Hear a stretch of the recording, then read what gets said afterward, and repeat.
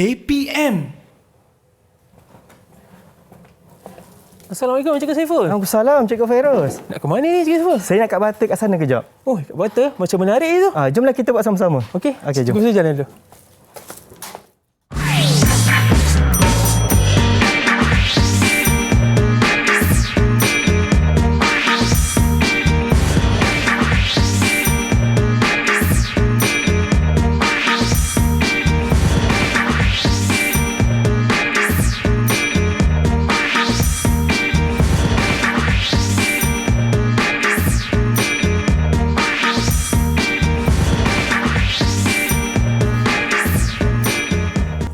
Assalamualaikum dan salam sejahtera kepada anda semua yang sedang menyaksikan Mahir di Didik TV KP. Apa khabar semua? Sihat ke?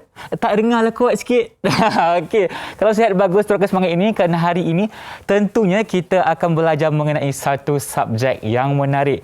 Tetapi sebelum itu, suka untuk Irfan ingatkan kepada anda semua untuk sentiasa patuhi SOP dan juga undang-undang yang sedia ada. Macam mana? Senang je. Macam biasa, kalau kita keluar rumah, pakai pelitup muka dengan sempurna. Tutup di bahagian atas hidung dan juga di bahagian bawah dagu.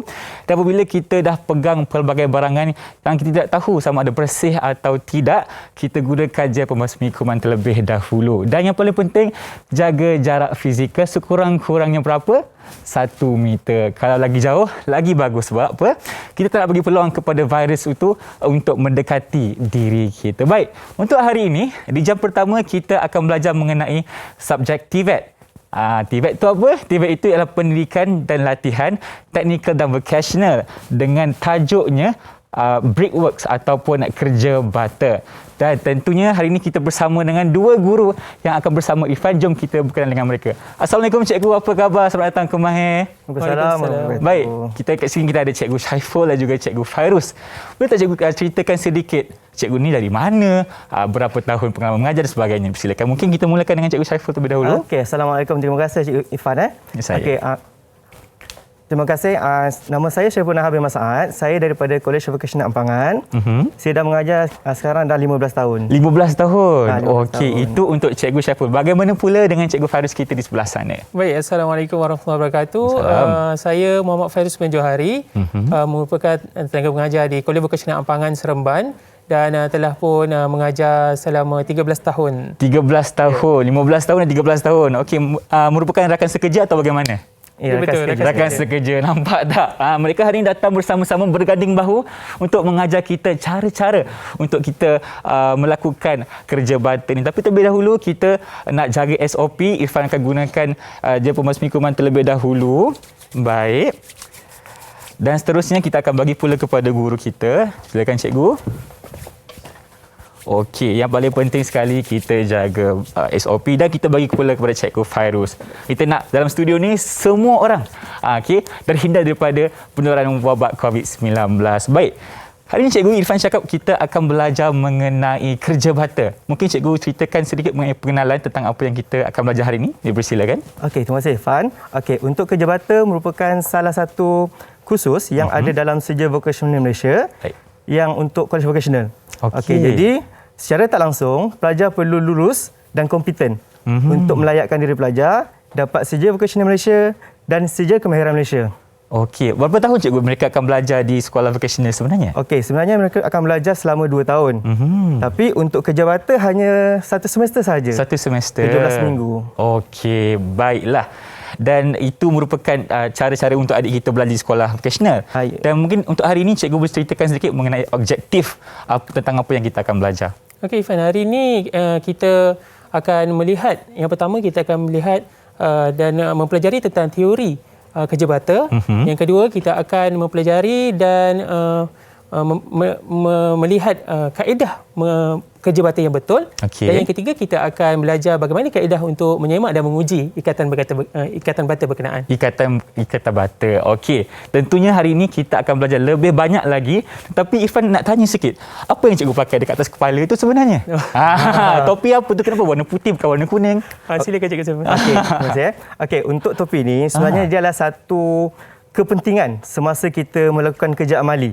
Yang mana dia adalah kita panggil sebagai personal protective equipment. Baik. Alat perlindungan kelengkapan diri. Yang mana kita untuk melindungkan diri kita daripada apa-apa bahaya lah. Kita tak tahu, malang tidak berbau. Malang tidak berbau, betul. Ini sebagai satu langkah keselamatan. Ya, betul. Okey, kalau bagaimana dengan kasut, cikgu? Okey, kasut pun sama. Kita perlu pakai kasut safety boot. Safety boot, tak boleh pakai kasut biasa lah. Keselamatan, tak boleh. Okey. Kalau pakai kasut biasa, tak boleh masuk site. Oh, tak boleh masuk? Tak Tidak boleh. dibenarkan masuk? Tidak akan dibenarkan. Alamak, kalau macam itu kena beli safety boot dululah. Ya, Dan kalau dekat sekolah vocational, mereka akan diberikan atau mereka kena beli sendiri, cikgu? Dekat di kuliah vocational biasanya para pelajar akan membeli sendirilah peralatan-peralatan keselamatan ni, dan mudah didapati sebab kita ada jual di koperasi college, tak ada masalah. Baik, mungkin cikgu boleh ceritakan sedikit mengenai perkara yang kita ada dekat depan meja ni, cikgu. Apa bata-bata yang kita ada ni? Mungkin sedikit. Okey, saya akan teruskan. Okey, di depan kita ni adalah contoh-contoh jenis ikatan bata, jenis bata yang biasa digunakan di Malaysia. Okey. Ini untuk semua kegunaan binaan bangunan atau bagaimana, cikgu? Betul lah, untuk semua kegunaan pembinaan. Baik, maknanya setiap bata itu mempunyai kaedah yang kita perlu lakukan untuk melakukan ikatan dan sebagainya lah. Ya. Dia berbeza. Pemilihan bata pun bergantung pada kita punya klien. Klien dari segi ekonomi. Okey. Sebab kalau kita lihat dari segi bata ni pun lain bentuknya, lain harganya atau bagaimana, cikgu? Ya, betul. Setiap batu-bata ni ada ciri-ciri khas yang tersendiri dan ada kegunaannya yang tersendiri. Bergantung kepada struktur apa yang kita nak buat. Okey, mungkin kalau cikgu boleh kongsikan sedikit yang mana satu yang kebiasaannya diguna pakai untuk di negara kita ni. Okey, dia bergantung pada kita punya klien. Klien kita. Okey, kalau klien tu nak menampakkan ikatan bata, dia akan pakai bata tanah liat muka. Okey. Baik. Selepas ini kita akan belajar lebih banyak, cikgu. Tapi sekarang kita nak berehat seketika. Kita akan kembali selepas ini hanya di Mahir Didik TV KPM.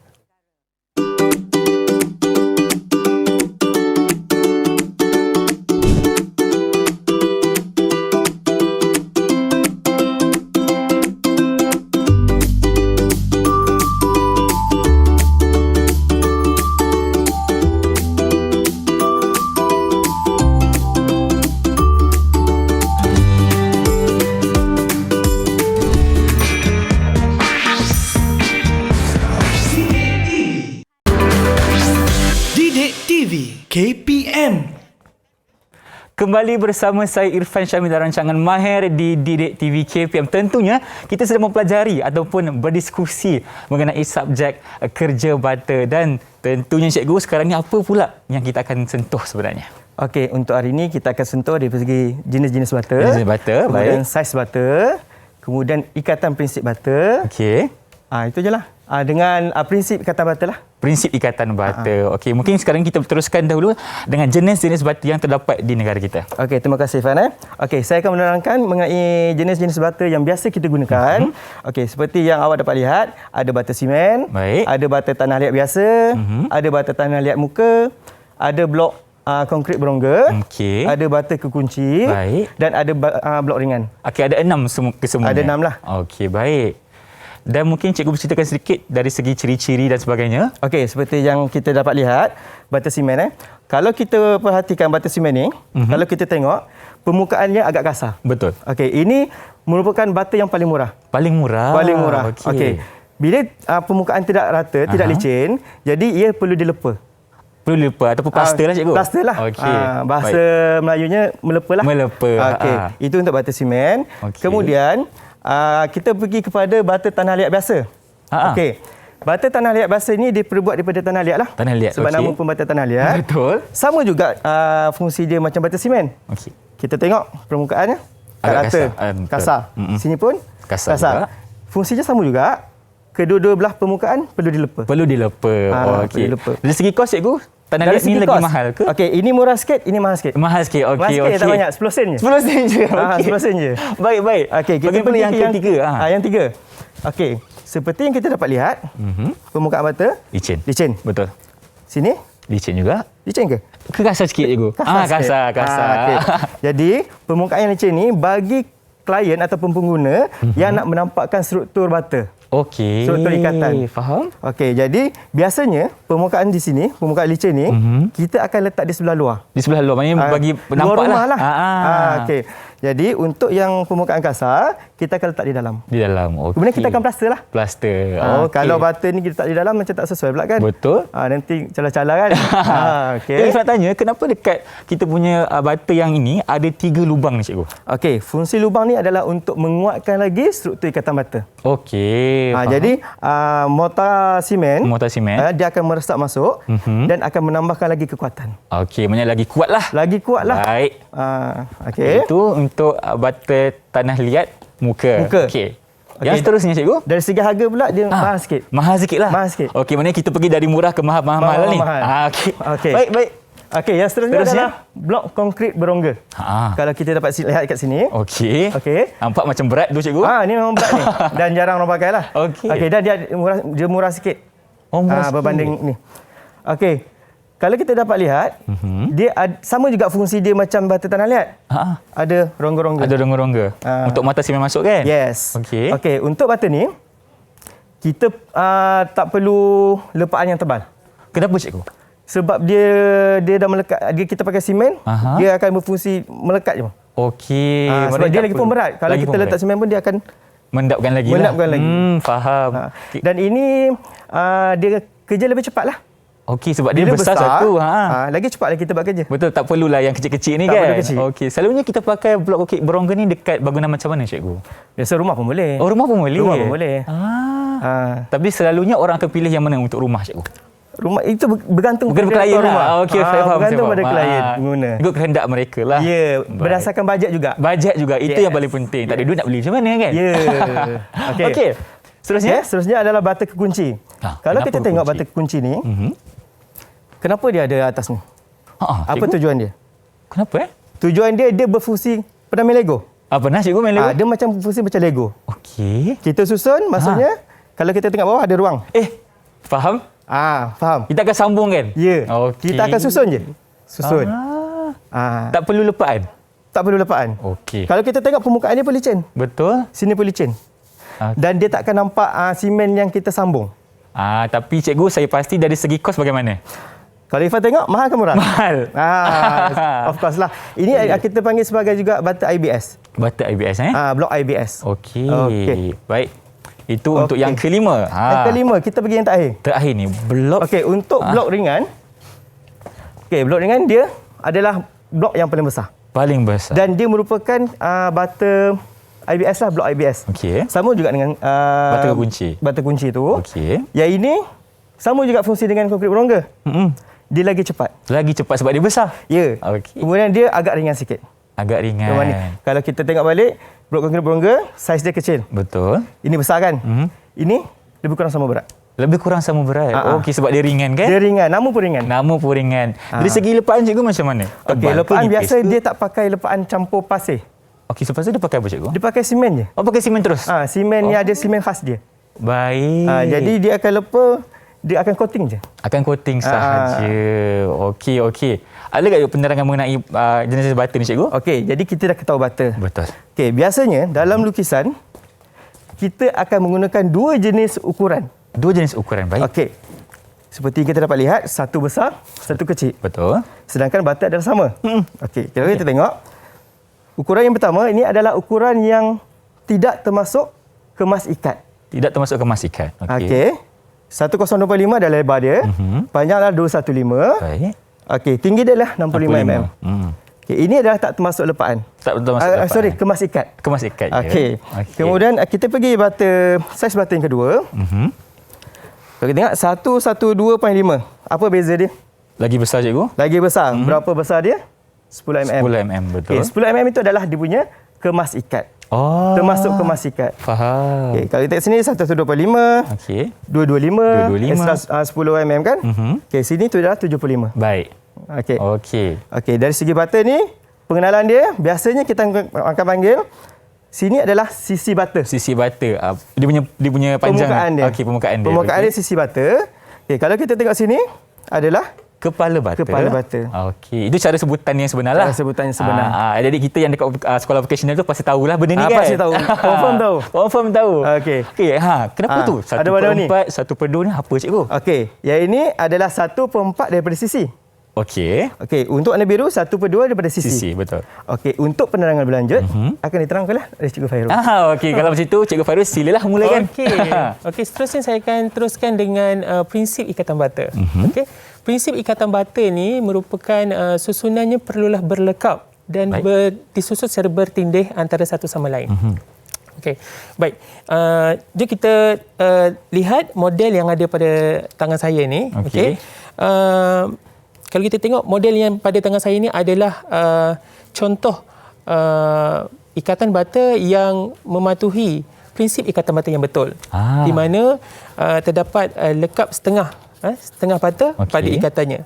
Baik. Pada tangan Cikgu Saiful pula, Cikgu? pada tangan Cikgu Saiful pula merupakan model ikatan bata yang tidak mengikut prinsip ikatan bata yang betul. Kenapa cikgu?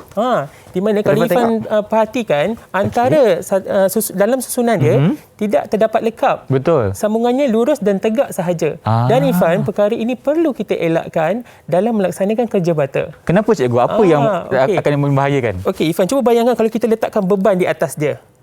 Kalau kita letakkan beban di atas ikatan bata ni, yang tidak mematuhi prinsip ikatan bata tu akan lebih mudah gagal lah dari segi kekuatan strukturnya. Berbanding yang mematuhi ikatan bata. Ya, betul. Jadi bila kita mematuhi prinsip ikatan bata yang betul, jadi kita dapat menghasilkan struktur yang kuat. Yang kuat dan teguh lah. Ya, betul. Tak senang rosak orang cakap. Okey. Baik, itu dari segi kekuatannya lah kan cikgu kan? Okey, seterusnya cikgu apa lagi yang kita akan seterusnya saya nak terangkan pula tentang jenis-jenis ikatan bata. Ada berapa cikgu? Okey. Sebenarnya ada banyak sangat, tapi kita hari ini kita akan tengok 4 jenis ikatan yang biasa digunakan.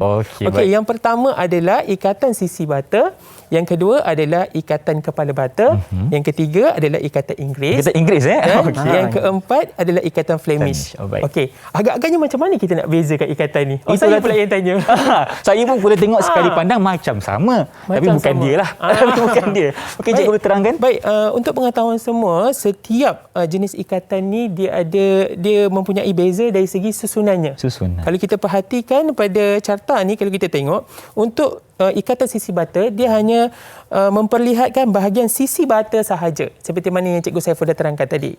Baik, untuk ikatan kepala bata, dia pula menunjukkan bahagian kepala bata sahaja. Okey, bahagian depan tu lah. Ya, kepala bata sahaja. Manakala untuk ikatan Inggeris, untuk lapisan pertama, dia menggunakan ikatan sisi bata, susunan sisi bata. Dan untuk lapisan yang kedua, menggunakan susunan kepala bata. Dan diulang-ulang secara berselang-seli. Secara ulangan lah. Ya, betul. Okey, kita akan buat selang-seli macam tu. Ya, betul. Dan untuk ikatan Flemish pula, ikatan sisi bata dan kepala bata tu disusun secara berselang-seli terus. Dan kalau kita boleh tengok perbezaan, dia akan mendapatkan corak pada dinding yang berbeza-beza. Jadi secara keseluruhannya mudah saja untuk kita bezakan berdasarkan kaedah susunan bata tersebut. Okey, kalau kita tengok bahagian susunan tu, kita boleh tahulah yang ni sisi bata ke Inggeris ke dan sebagainya. Betul. Mungkin cikgu boleh ceritakan sedikit dari segi kekuatannya lah kan. Yang mana satu yang akan membuatkan ikatan kita lagi kuat cikgu? Okey. Sebenarnya keempat-empat ikatan ini memang akan menghasilkan struktur yang kuat. Tapi biasanya kita akan menggunakan ikatan Inggeris lah. Ikatan Inggeris. Selang-seli tu cikgu. Ya, betul. Kerana ketebalannya adalah ketebalan satu bata. Dia tebal berbanding dengan ikatan sisi yang hanya berketebalan separuh bata sahaja. Separuh bata sahaja. Betul. Kalau ikatan Inggeris kita pakai satu bata yang penuh lah. Betul. Okey. Mungkin cikgu boleh ceritakan sedikit lagi dari segi keselamatan untuk kita melakukan ikatan kerja bata ni, bagaimana caranya cikgu? Okey, sebenarnya dalam apa-apa saja yang kita lakukan, Irfan, kita perlu memastikan etika keselamatan itu dipatuhi. Jadi kepada para pelajar, juga kepada orang di luar sana yang nak mencuba kerja bata ini, yang pertama perlulah menggunakan peralatan keselamatan. Pastikan kita berada di tempat yang selamat, menggunakan peralatan yang selamat. Dan yang paling penting, menggunakan peralatan dengan betul. Kadang-kadang kita nak cuba sesuatu tapi kita tak tahu bagaimana nak digunakan, pun akan mendatangkan risiko kepada diri kita. Betul tu. Yang paling penting sekali, kita jaga keselamatan dan kita kena tahu cara penggunaan alatan tersebut. Okey. Baik, kita akan berehat seketika. Jangan ke mana-mana. Selepas ini kita akan ada lagi perkara yang kita akan kongsikan kepada anda. Kita kembali selepas ini hanya di Mahir Didik TV KPM.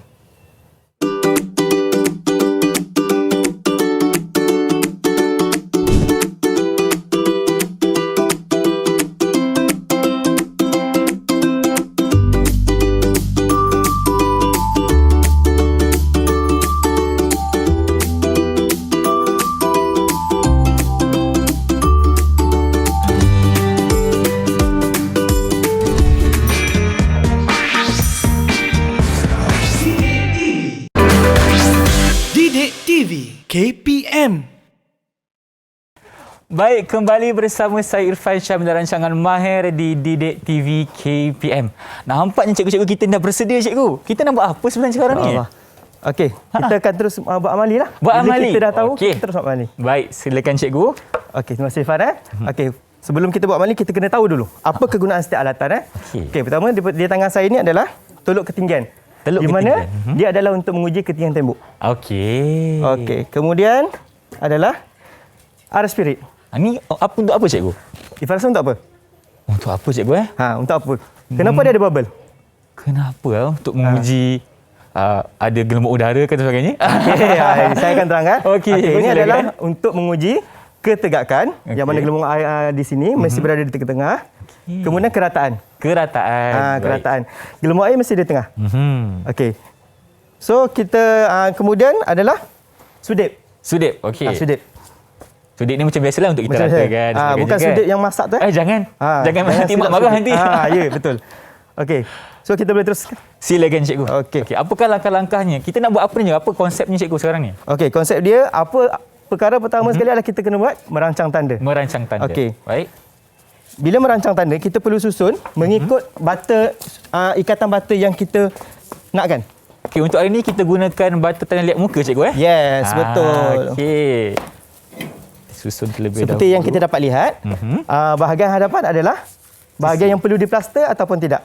Bahagian hadapan tidak? Tidak. Bahagian dalam sahaja? Yes, betul. Baik, betul. Okey. Pertama sekali kita akan buat susunan ikatan kering. Ikatan kering? Supaya kita tak salah. Okey, macam mana tu, cikgu, ikatan kering? Okey, kita susun je bata tanpa apa-apa ikatan. Okey. Nak kena rapat-rapatkan ke ada ruang sedikit? Ada ruang. Ada ruang. Okey, ruang ni adalah kita panggil sebagai kemas ikat. Kemas ikat. Okey, macam mana nak susun? Kita pegang bata, jari telunjuk kita di hujung. Di hujung, okey. Sebab apa? Sebab apa, cikgu? Inilah kemas ikat dia. Kemas ikat. Kita bagi ruang sedikit dekat situ. Ya, bagi ruang sikit. Okey, susun.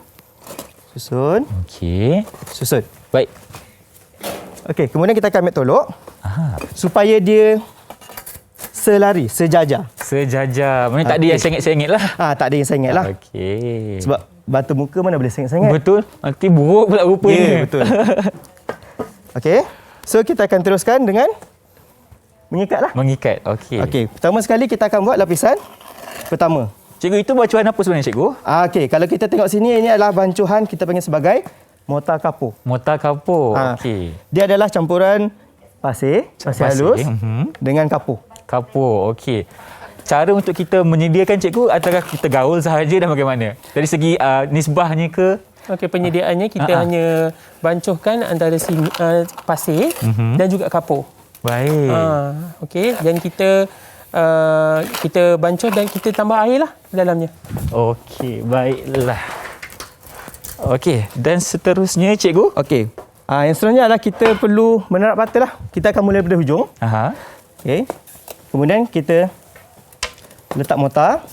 Okey. Dari segi kuantiti ni, cikgu, banyak mana kita nak letak? Jangan terlalu banyak. Jangan terlalu banyak? Sebab nanti dia akan tinggi. Dan jangan terlalu sikit. Okey. Okey. Kita akan buat lekuk di tengah. Lekuk di tengah. Sebab apa? Untuk memberi ruang, cikgu.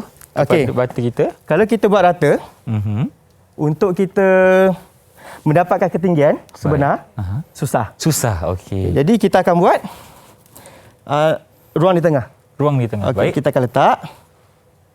Okey, nanti bila kita nak laraskan ketinggian, kita boleh ketuk.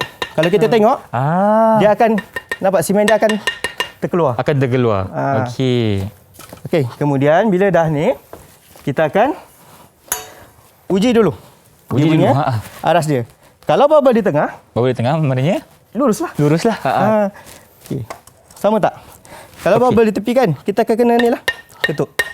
Kita akan pastikan bubble tu ada dekat tengah-tengah lah. Ya. Untuk pastikan kita punya bata itu rata. Ya, betul. Okay, Baik. bila dah buat lapisan pertama, bata pertama, Okey. kita perlu buat di hujung. Oh, kita tak boleh sambung yang seterusnya, kena buat hujung dulu. Kenapa kita tak sambung seterusnya? Sebab kita nak bagi seimbang, cikgu, sama? Ya. Okey. Okey. Baik. Maknanya selepas kita buat di hujung kiri, kita buat di hujung kanan pula macam tu. Ya, betul. Ya. Okey. If I ingat kita boleh buat di bahagian yang seterusnya, tidak Tak. Baik. Okey. Kalau dari segi kurikulumnya memang salah lah cikgu kalau kita buat di bahagian sebelah. Dia sebenarnya tak sesuai lah. Dia akan melambatkan kerja. Melambatkan kerja. Kebiasaan pelajar, dia akan cek satu. Betul. Okey. Jadi untuk lebih mudah, kita akan buat di hujung. Baik. Kemudian kita akan dapatkan kelurusan. Aha. Okey. Kelurusan. Bila dah lurus, sebelum tu lupa, kita mesti dapatkan dia punya ketinggian bata. Ketinggian bata. Ya. Okey. Kalau untuk sekarang ni ketinggian berapa cikgu? Ketinggian kalau kita tengok sini, ada 2 line kan? Betul, 2 line tu. Ini adalah dia punya kemas sikat. Okey, faham. Baik. 1, 2, 3 untuk apa? Ketinggian 1, 2, 3 dia. Fungsi dia untuk apa? untuk kita mengukur ketinggian cikgu, bukan? Lapisan bata. Lapisan bata. Okey. Okey, kemudian kita akan teruskan dengan buat bata yang seterusnya lah. Bata seterusnya. Okey, jadi Ifan kalau tengok apa yang Cikgu Saiful buat ni, bila kita dah setkan bahagian permulaan dan hujung, jadi untuk bahagian tengah tu kita dah mudah dah nak kita dah mudah. dengan level yang dah sedia ada. Ketinggian yang kita nak tu macam mana kan? Berbanding kalau kita side by side, dia akan lambat sikit kerja tu. Betul. Kadang-kadang mungkin yang kedua tu ke bawah sikit, ketiga ketinggi sikit kan? Sebab bila kita dah ada panduan tu, jadi kerja tu akan jadi lebih mudah lah. Faham. Lagi efisien orang cakap. Betul. Okay, nampaknya ni cikgu, saya pun tengah gigih tu sekarang ni. Menyiapkan. Okey, itu dia punya kemas sikat cikgu Ini kemas sikat dia. Okay. Ini kita panggil sebagai buttering. Buttering. Supaya nanti tak adalah kita nak sumbat-sumbat mortar dalam ni. Betul. Okey, kita lekatkan kat situ. Kena buat dua-dua belah. Oh, dua-dua belah. Yelah. Betul. Okey. Jadi ketebalan cikgu tak perlu tebal sangat Tak perlu tebal sangat. Okey. Okey, ngam. Baik. So kita ujilah. Pastikan. Okey, kalau tak sama kita ketukkan sedikit bagi sama tinggi. Jangan kita ketuk dengan mata. Jangan ketuk dengan mata. Salah. Salah tu. Salah. Okey. Dia akan mengakibatkan pecah. Jadi kita pakai sudut tu lah kan? Ya, pakai sudut tu. Okey. Kemudian kita akan letakkan tolok. Untuk apa tolok? Tolok ni untuk kita lihat sama ada bubble tu kat tengah atau tidak. Ya. Tengok kerataan dia. Tengok kerataan dia. Baik. Sama cikgu kerataan ni okey Okey, insya-Allah. Okey. Okey, seterusnya saya akan tunjukkan pula untuk kaedah pengujian. Kaedah pengujian. Boleh saya ke sini Okey, satu pagi dulu Okey. Okey Ifan, ini adalah contoh tembok yang telah siap dibina lah. Biasanya kalau di kolej vocational, para pelajar akan buat tinggi lagi. Tinggi lagi. Okey, tapi untuk hari ini kita cuba uji tembok yang ada ni. Baik. Baik, yang pertama kita akan uji kerataan dia dulu. Kerataan. Okey, sebelum tu sebenarnya ada banyak aspek yang akan dinilai terhadap hasil kerja batu pelajar itulah. Okey, tapi hari ini kita akan tengok bahagian-bahagian yang penting lah. Okey. Jadi kita tengok kerataan. Okey, kaedahnya kita menggunakan spirit level. Okey. Kaedah spirit level ni maksudnya seperti mana yang Cikgu Saiful tunjukkan tadi, kita kena pastikan bubble ni berada di tengah-tengah. Di tengah-tengah, betul. Kalau dia sengit sikit ke hujung, ke kiri atau ke kanan, maksudnya ada masalah pada kerataan permukaan tu. Tidak rata lah maknanya kan. Jadi disebabkan tembok ni panjang, jadi kita gunakan tolok tadi untuk mendapatkan kerataan keseluruhan permukaan ni. Okey. Macam ni kaedah dia. Dari segi kita nak letak tolok tu cikgu, nak kena ke kanan, ke kiri ke atau ke tengah ke atau ke mana? Ke tengah-tengah. Kita biasa kita centerkan untuk kita dapat tolok tu tadi mewakili keseluruhan panjang tembok tu tadi. Baik, sebab itulah kita pakai yang apa nama ni cikgu? Apa dia? Tolok. Yang ni tolok. Tolok mata ni. Okey, tolok ketinggian. Tolok ketinggian. Okey. Seterusnya kita nak tengok dia punya bahagian pugak pula. Kita nak kira berapa bata cikgu kan? Kita nak tengok bahagian pugak dia sama ada betul tak ketinggian dia, betul tak ketebalan mortar dia kan. Lepas tu kita boleh tengok, kita uji pula kelurusan dia. Okey, sama juga kita kena pastikan bubble ni berada di tengah-tengah. Di tengah-tengah sini. Okey. Sini. Baik, kalau sekiranya kita punya gelembung udara itu tidak berada di tengah cikgu, apa langkah yang kita boleh lakukan? Okey, kita betulkan sebenarnya. Okey, sebab bila kita dah dalam fasa pengujian, maksudnya kerja pelajar tu dah siap. Oh, dah siap dah. Dah siap. Okey. Jadi terutamanya bila dalam masa-masa peperiksaan dan sebagainya. Jadi sepatutnya latihan yang pelajar buat, dia mesti dapat memastikan pelajar tu betul-betul terampil dan mahir untuk melaksanakan kerja ikatan. Yang paling penting kena mahir dululah. Sebab tu Cikgu Saiful telah terangkan tadi, sewaktu kerja-kerja amali dilakukan, pelajar kena betul-betul bersedia dan faham bagaimana untuk melakukan kerja bakti tu. Okey, supaya nanti untuk peperiksaan kelak tak ada masalah dah lah. Dia akan dapat markah penuh lah. Markah penuh lah, insya-Allah. Saya doakan untuk anda semua. Okey, Ifan, satu lagi kita nak uji dia punya jajaran dia. Jajaran, kita baik. perlu tengok sebab Ifan kata tadi ni kat depan kan. Betul, Cikgu. Macam kalau rumah kita tak sama, apa perasaan kita? Orang datang, kenapa tengok ni betul. tak sama ni kan? Lekuk-lekuk dan sebagainya kan. Kita mestilah nak permukaan yang rata, yang cantik kan. Lagi satu dari segi kebersihan, Ifan. Kebersihan, Kadang-kadang kalau Ifan tengok apa yang Cikgu Saiful buat tadi, berlaku lebihan mortar. Bila kita letak kan, kena meleleh dan sebagainya. Jadi pelajar mesti membersihkan permukaan tu. Jadi kita hasil kerja bakti tu mestilah bersih. Bersih. Pelajar mesti bersihkan dan kemas. Itu juga akan dikira sebagai markah, Cikgu kan? Ya, kebersihan. Okey. Ifan, ada satu lagi perkara yang menarik yang saya nak kongsikan hari ini. Apa tu, Cikgu? Iaitu satu alat inovasi. Satu alat inovasi yang telah dihasilkan oleh para pelajar Kolej Vokasional Ampangan, para pelajar diploma. Mungkin Cikgu boleh ke tengah sedikit untuk menerangkan mengenai ini? Boleh. Tapi saya perlukan tembok ni sebenarnya. Oh, okey. Okay. Kalau gerakkan tembok ke tengah sikit boleh, Cikgu? Boleh, tak ada masalah. Okey. Baik, terima kasih, Cikgu. Okey. Baik. Okey. Jadi alat inovasi ni kita namakan sebagai Smart Check. Okey, alat inovasi ni telah pun memenangi beberapa pertandingan inovasi peringkat antarabangsa. Wow, ni kita punya pelajar Malaysia ke, Cikgu? Ya, pelajar Malaysia. Pelajar diploma Kolej Vokasional Ampangan. Oh lama. Tahniah saya ucapkan kepada anda semua kerana berjaya mengharumkan nama negara. Cikgu, ceritakan sedikit mengenai perkara ini, Cikgu. Okey, sebenarnya projek inovasi ini dihasilkan oleh pelajar tahun akhir, pelajar diploma tahun akhir, di mana mereka telah menghantar projek mereka untuk pertandingan inovasi antarabangsa dan telah pun memenangi beberapa peringkat emas di pertandingan peringkat antarabangsa. Hebat. Jadi dia sebenarnya adalah gabungan daripada kaedah kita menguji tadi. Okey, cuma dia disimplifykan proses ni. Okey, kalau boleh saya tunjukkan. Okey. Kalau tadi kita perlukan banyak peralatan kan? Betul. Yang ini kita pakai dia je, satu sahaja. Yang telah digabungkan. Okey. Dah diinovasi. Inovasi. Dengan satu alat ni, Ifan tengok saya boleh uji dia punya kerataan. Kerataan, betul. Saya boleh uji dia punya kepugakan dan saya boleh uji dia punya jajaran. 3 dalam 1. Ya, betul. 3 dalam 1.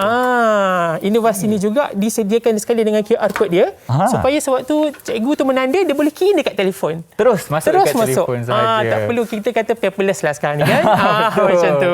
Jaga alam sekitar. Ya, betul. Okey. Dan kalau ikutkan inovasi ni, menang tahun bila, Cikgu?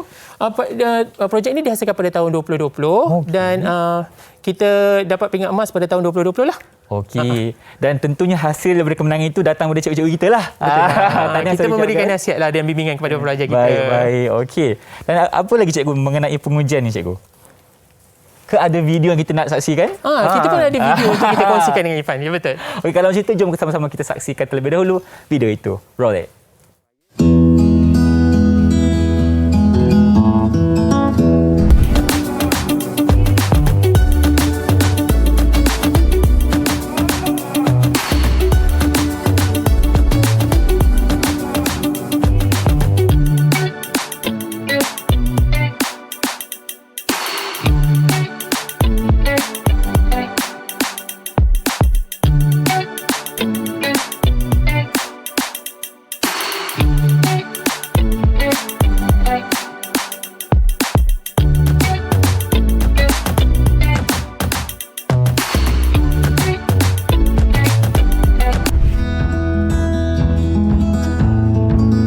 Baiklah, tadi kita lihat satu video mengenai Smart Check, Cikgu. Ya, Smart Check. Okey, mungkin Cikgu ceritakan sedikit apa yang video itu cuba ceritakan kepada kita. Okey, berkaitan dengan video tadi adalah itu salah satu video yang telah kita hantar sewaktu pertandingan inovasi peringkat antarabangsa. Okey, di mana dalam video berkenaan pelajar telah menunjukkan cara bagaimana Smart Check itu berfungsi bagi memudahkan proses menguji tembok bata itu dilakukan, Ifan. Baik. Adakah kita punya Smart Check ni akan dijual di pasaran atau bagaimana, Cikgu? Okey, baik. Untuk pengetahuan Ifan, Smart Check kita ni berada pada fasa pertama. Fasa pertama. Iaitu prototype. Jadi, usaha untuk penambahbaikan inovasi kita ni akan sentiasa dilakukan. Baik. Dan memang kita pun berharap agar pada satu masa nanti bila betul-betul dah establish dan berada pada kualiti yang sebenar, memang kita berhasrat untuk pasarkan untuk kegunaan di bukan sahaja di Malaysia tapi mungkin di luar negara. Betul sekali cikgu, sebab kalau kita ada inovasi yang sebegini rupanya hebat begini, apa salahnya kalau kita keluarkan barang ni ke pasaran luar negara. Ya, betul. Dan dengan itu kita dapat menjanai ekonomi negara sekaligus lah. Ya, betul. Okey. Dan ada lagi tak cikgu mengenai kita punya pengujian butter ni sebenarnya? Okey, dari segi pengujian ni sebenarnya kenapa kita perlu melaksanakan pengujian ni, Irfan? Kenapa, cikgu? Sebenarnya konsepnya adalah untuk memastikan para pelajar tu melakukan kerja amali butter ni untuk mereka sentiasa mengikuti kaedah ikatan butter yang betul, dan untuk memastikan kerja-kerja itu mengikuti spesifikasi yang telah ditetapkan. Baik. Bukan boleh buat sesuka hati, bukan boleh sambung sesuka hati. Betul. Mesti ada kaedah yang betul, mesti ada ukuran yang betul. Jadi penting bagi para pelajar untuk memastikan kerja amali itu mengikut spesifikasi yang telah ditetapkan. Okey, kalau macam tu adik-adik semua yang belajar di sekolah vocational, ingat cakap cikgu kita kena sentiasa ikut spesifikasi dan juga rule ataupun aturan yang telah diaturkan kepada anda semua, sebab kita tak nak melakukan sebarang kesilapan, dan anda semua boleh dapatkan markah penuh selepas saja melihat rancangan kita hari ini. Okey, kalau macam tu cikgu, kita nak berehat seketika boleh? Kita kembali selepas ini hanya di Mahir Didik TV KPM.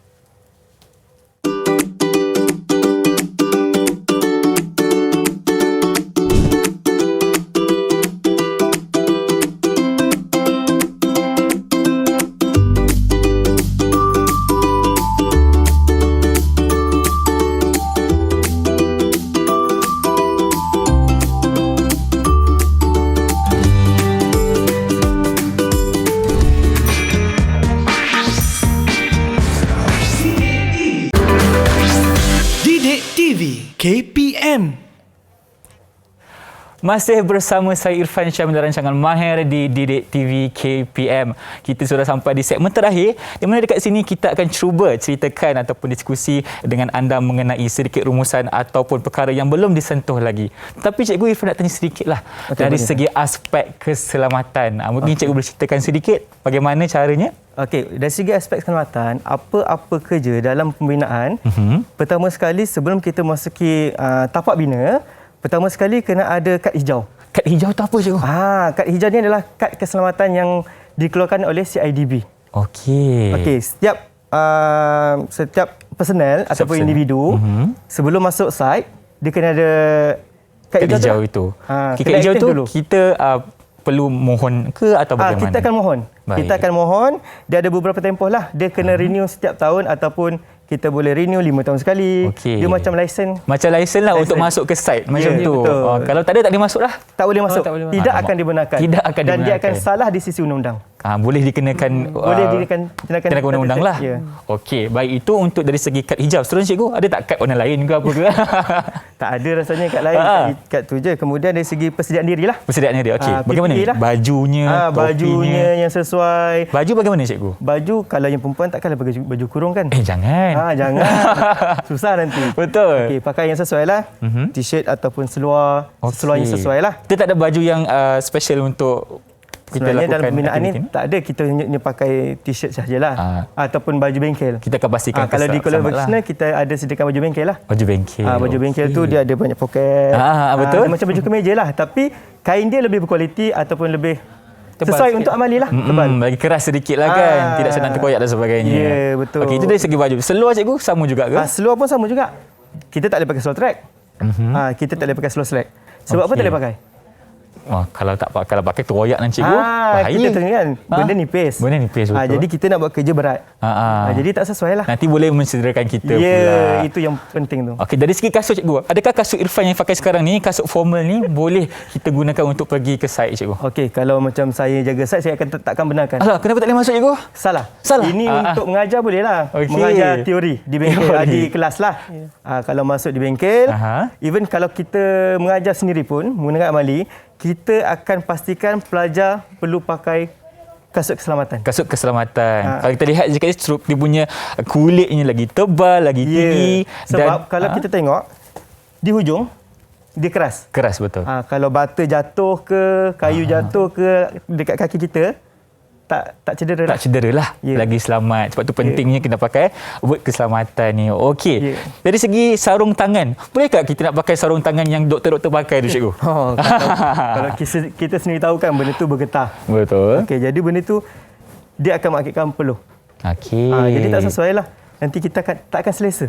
Sebab kita akan menggunakan kerja berat lagi pun. Sarung tangan latex kan? Betul. Okey, dia adalah nipis. Nipis. Kalau kita pegang bata, 1, 2, 3 bata, dah koyak. Dah koyak dah. Dah tak selamat. Dah tak selamat. Nanti cedera pula lagi kan. Jadi kalau kita nak dapatkan sarung tangan ni dekat mana, cikgu?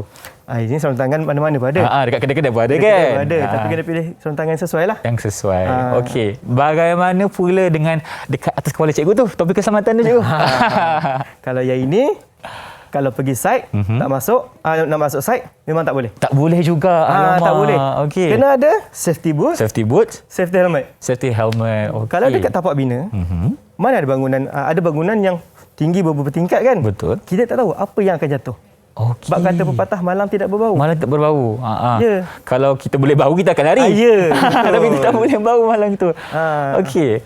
Kenapa cikgu, cikgu punya safety helmet ni berwarna putih? Okey. Sebab saya pernah tengok warna kuning, warna biru dan sebagainya. Okey. Setiap safety helmet dia ada fungsi dia. Fungsi dia. Okey, biasanya yang pakai safety helmet ni berwarna putih adalah supervisor. Supervisor. Okey. Arkitek yang guna profesional Ataupun engineer.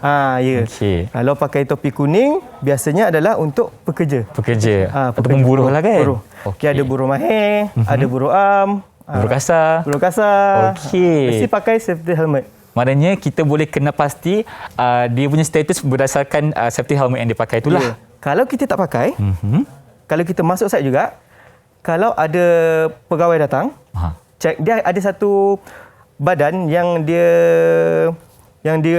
memang dia menyelia aspek keselamatan pada setiap tapak bina. OSH ke, cikgu? Ya. Okey. Pandai pun. Baik, sebab itu pentingnya kita sebagai orang yang akan pergi ke tapak binaan ni kena patuhi segala aturan ataupun undang-undang yang telah ditetapkan. Kan? Jangan kita pakai sesuka hati, kalau tak nanti dah kena tindakan undang-undang pula. Okey. Itu dari segi aspek keselamatan. Baik, terima kasih Cikgu Syaiful. Mungkin Cikgu Fairuz boleh ceritakan rumusan tentang apa yang kita belajar hari ini dari A kepada Z. Silakan cikgu. Terima kasih Ifan. Okey, kalau kita tengok hari ini kita telah berjaya mempelajari benda yang barulah bagi yang baru tahu tentang kerja bata ni. Kita dah mengenali tentang apa itu bata, apakah dimensi batu bata, apakah jenis-jenis bata. Okey, kemudian kita dah lihat bagaimana prinsip ikatan bata yang betul. Kemudian kita dah tengok kaedah mengikat bata yang betul. Kemudian kita pun dah belajar tentang kaedah menguji yang betul. Okey. Baik, secara keseluruhannya sebenarnya mungkin ada setengah pendapat menyatakan kerja ini berat, susah dan sebagainya. Sebenarnya pembelajaran kemahiran ini sebenarnya sangat menarik, Irfan. Betul, saya setuju. Sangat menarik. Bukan sahaja untuk pengetahuan kita, tetapi sebenarnya kemahiran ini jika diperolehi, dikuasai, akan boleh memberikan satu nilai tambah kepada diri kita. Betul. Okay, contohnya untuk kerja-kerja extension di rumah, kita nak tambah rumah dan sebagainya, kita boleh buat sendiri. Boleh buat sendiri. Untuk kerja-kerja yang kecil kita boleh buat sendiri. Tidak perlu kita nak keluarkan duit untuk berbelanja besar untuk kerja-kerja yang sebegini. Jadi sebenarnya kita perlu ubah persepsi kita terhadap bidang-bidang kemahiran ini kerana dia akan memberikan kita satu nilai tambah yang sangat baik untuk masa depan kita lah. Terutama anak-anak kita di Kuala Vocational Ampangan. Baik, okey. Macam cikgu cakap tadi, untuk kita yang macam saya daripada sekolah menengah harian biasa, cikgu, tidak pernah saya ada pengalaman ataupun pembelajaran mengenai ini. Tetapi hari ini di Mahir kita dapat kongsikan kepada anda dan kepada semua yang menonton cara untuk kita melakukan kerja bata ini. Dan paling penting sekali, kalau kita ada ilmu ni cikgu, kita boleh buat sendiri kat rumah lah. Tak perlu kita keluarkan kos yang berlebihan untuk kita dapatkan orang untuk melakukan kerja itu kepada kita. Baik. Sedikit soalan kepada cikgu, mungkin tips cara untuk kita mempelajari ataupun menguasai dengan lebih lanjut mengenai subjek ini. Persilakan. Okey. Untuk sebenarnya Ifan bukan sahaja bidang ataupun kerja bata ini. Apa-apa sahaja bidang. kita sebagai pendidik, kita selalu nasihat kepada pelajar kita, kalau nak buat sesuatu, kita kena buat betul-betul, kena buat sungguh-sungguh, dan kalau untuk kita menguasai dengan sepenuhnya, kita mesti melakukan perkara tersebut dengan berulang-ulang kali. Kita percaya bahawa jika seorang pelajar tu melakukan kerja bata ini dengan kaedah yang betul, dengan bersungguh-sungguh dan diulang banyak kali, dibuat banyak kali, insya-Allah dia akan dapat menguasai kemahiran mengikat bata ni dengan begitu baik. Dengan begitu baik. Okey cikgu, Irfan ni soalan. Kadang-kadang ni orang yang pergi sekolah vocational ni melalui suruhan ataupun mungkin paksaan daripada ibu bapa cikgu. Betul. Tapi kalau kita tak minat cikgu, susah kan kita nak belajar sebenarnya? Betul Irfan. Sebenarnya di kuliah vocational, sebab tu untuk kemasukan ke kuliah vocational kita akan laksanakan temu duga. Untuk apa temu duga ni? Kita tak perlukan pelajar yang terlalu excellent dalam akademik sebenarnya. Kita sangat perlukan individu ataupun pelajar yang betul-betul berminat untuk menyertai kita untuk belajar di kuliah vocational. Sebab apa? Orang yang minat ni, orang yang sangat minat ini akan menjadi somebody yang orang kata akan menunjukkan skill dia. Betul. Dia akan betul-betul buat dengan bersungguh-sungguh. Sebab apa? Sebab dia minat. Jadi kita memang sangat mengalu-alukan para pelajar yang berminat dengan mempunyai kesungguhan yang tinggi untuk masuk ke kuliah vocational Ampangan, dapatkan semua skill yang kita tawarkan di kuliah vocational. Baik, okey. Bila cikgu menyebut perkataan somebody tu, maknanya cikgu mungkin cakap dari segi aspek pekerjaan, betul tak cikgu? Betul. Mungkin cikgu boleh ceritakan sedikit dari segi peluang pekerjaan apabila adik-adik kita yang sekolah vocational dah telah bergraduasi di sekolah itu. Okey, untuk makluman semua ya, pelajar-pelajar di kuliah vocational ni, bukan saja di kuliah vocational Ampangan, di semua kuliah vocational, kebanyakannya para pelajar kita ni belum convocation lagi dah bekerja. Baik. Bukan sahaja bekerja dengan industri pembinaan, tetapi ada yang buka syarikat sendiri, jadi kontraktor, dan ada juga yang menyambung pengajian. Tapi mostly pelajar-pelajar kita semua dapat ditawarkan pekerjaan di tapak pembinaan sebagai site supervisor. Dengan begitu mudah. Dengan begitu mudah. Sebab pembelajaran mereka 2 tahun di peringkat CJ Vocational Malaysia di kuliah vocational, 2 tahun lagi untuk diploma vocational di kuliah vocational. Jadi 4 tahun pembelajaran tu kita sediakan package untuk orang kata tenaga kerja yang mahir dan berpengetahuan tinggi. Baik. Tentunya produk-produk sekolah vocational kita ni sangat-sangat mahir apabila mereka telah diberikan begitu banyak pengalaman dan juga pembelajaran mengenai kerja bata ni secara khususnya. Dan saya mengharapkan agar adik-adik kita di luar sana teruskan bersemangat, teruskan minat anda untuk kita mencapai apa jua yang kita nak di masa depan kelak.